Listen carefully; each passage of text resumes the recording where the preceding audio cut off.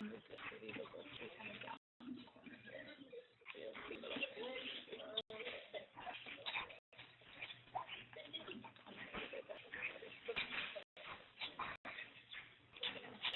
thank you guys all for coming to our final nursing grand round of my tenure as Nursing Leadership Council Chair, so thank you very much.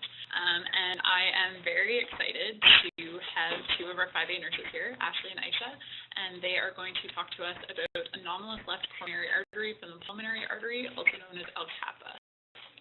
Ladies. Hi, good afternoon. I just want to say thank you again for coming out this afternoon to listen in on our presentation. And a special thanks to Emily for helping us put together this PowerPoint. So today, some objectives within our presentation include what it is. We'll go case study, some symptom diagnoses, and finish off with some treatments. Is ALCAPA. ALCAPA is also known as Bland-White-Garland syndrome. It is a life-threatening congenital abnormality which affects both boys and girls equally and is normally diagnosed within the first few months of life. The stage is when the left coronary artery is abnormal in form. This is a rare condition and accounts for only 0.4% of congenital defects. It occurs 1 in every 300,000 live births.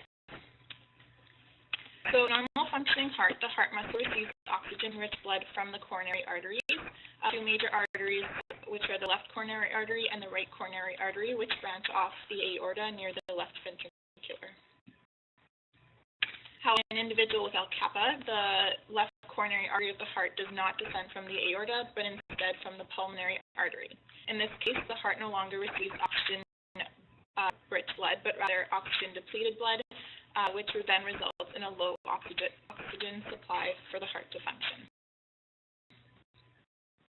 Here, where the left coronary artery comes off the aorta in a normal heart, and in an anomalous left coronary artery, the artery coming off the pulmonary artery. The pulmonary artery has 3 times lower blood pressure than the aorta. This causes blood to go backwards into the pulmonary artery from the coronary artery. The result of insufficient blood flow, myocardial ischemia, and LV dysfunction are seen in these patients. So some of you guys might have seen earlier this year there was a patient on CBC News named Hunter who was diagnosed with ALCAPA after suffering his first heart attack at the age of 7 months. At the time, he was sent to Edmonton for surgery. Unfortunately, on February 7th of 2018, Hunter, at the age of 16, experienced his second cardiac arrest where he had collapsed on the floor of his high school gym where the teachers performed CPR until the message arrived. At birth, generally infants with ALCAPA will experience myocardial infarctions and congestive heart failure within the first year of life, which results in a 90% mortality rate. That accompany this disorder include pain, irritability, issues with feeding, grunting, and sudden death. In adulthood, it is very rare for an individual with ALCAPA to go through childhood with no symptoms or diagnoses. However, symptoms may present later in life, and these include pain on exertion, dyspnea, and palpitations. Mostly an ALCAPA diagnosis is made secondary to a cardiac arrest, arrhythmia, mitral regurgitation, LV dysfunction, or an autopsy after sudden cardiac death. Sometimes adults will remain asymptomatic due to the development of collaterals. These collaterals develop early in life where the RCA supplies blood to the LCA region through collateral coronary arteries. So, there are currently 4 means of diagnosing ALCAPA, which include CT, echo, ET, and an angiogram. A CT, which is a non-invasive method to evaluate the blood flow through the coronary artery. An echo, which provides instruments such as ventricular enlargement, systolic dysfunction, EF, and an assessment of the ventricular septum, and which shows ventricular ectopic or arrhythmias that may be present. And lastly, an angiogram, an invasive procedure used to show the pathways of the coronary arteries and identification of collaterals. ALCAPA. Most will always be often required a surgical repair in infants and children who present with these symptoms. Without intervention, it is likely to result in sudden death within the first year of life. There are 4 surgical procedures, which include simple ligation of ALCAPA, coronary artery bypass grafting, coronary artery reimplantation, and channel repair.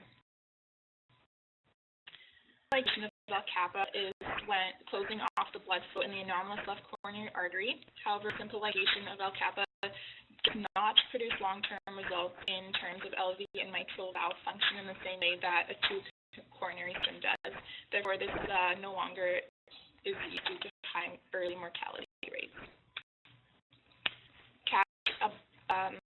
Surgery, which creates new routes using a healthy artery or vein from the body and connecting or grafting it to the blocked artery. The artery or vein bypasses the blocked portion of the coronary artery, allowing sufficient blood flow to deliver oxygen-rich blood and nutrients to the heart vessel. Coronary implantation is where the ALCAPA is directly reimplanted on the aorta. This is done by transecting the pulmonary arterial trunk, and the coronary artery is removed with a cuff of the arterial wall. An incision is then made on the left side of the ascending aorta, and an anomalous left coronary artery is reimplanted. This procedure is the first choice procedure on treating ALCAPA. Channel repair, where the surgeon will create an aortopulmonary window and an intrapulmonary tunnel that baffles the aorta to the ostium of the anomalous left coronary artery. Due to the usefulness of this technique, it is not the first choice due to high rate of complications. However, if reimplantation is not possible, this is typically the next choice. So our case study, after Hunter had his first heart attack, he underwent surgery in Edmonton. However, it is unclear which procedure was done, as we have limited information about his case. Hunter has since been traveling to Alberta for annual checkups. Unfortunately, like I stated above, he had had his second cardiac arrest early this February, where he was taken to the hospital. Hunter was then rushed into an angiogram where it showed 70% blockage within the previously fixed artery. So his parents were told that Hunter would need to go to Alberta again and have surgery within the week. In adults with ALCAPA, all excellent results are proven after diagnosis and treatment. There continues to be some special considerations when living with treated ALCAPA. One concern will be exercise. Severe restrictions when it comes to exercise due to the risk of sudden death. Once surgical intervention is complete, activity can be gradually introduced depending on post-operative complications, left ventricular function, and function of the mitral valve. And is pregnancy. Due to the increased blood volume during pregnancy, LV and mitral valve function can be compromised. So for those individuals, very high risk, and birth by C-section is often recommended.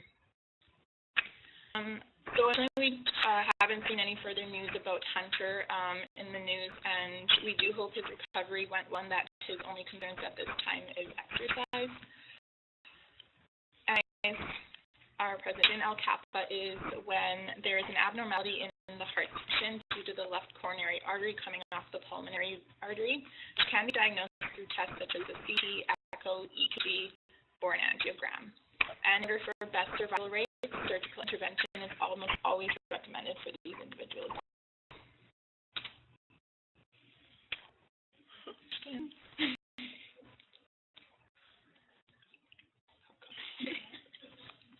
Yes, Ben? I was wondering if in your practice here, have you seen individuals who had ALCAPA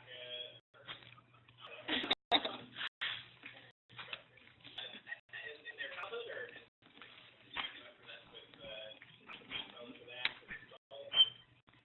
I haven't seen anything myself.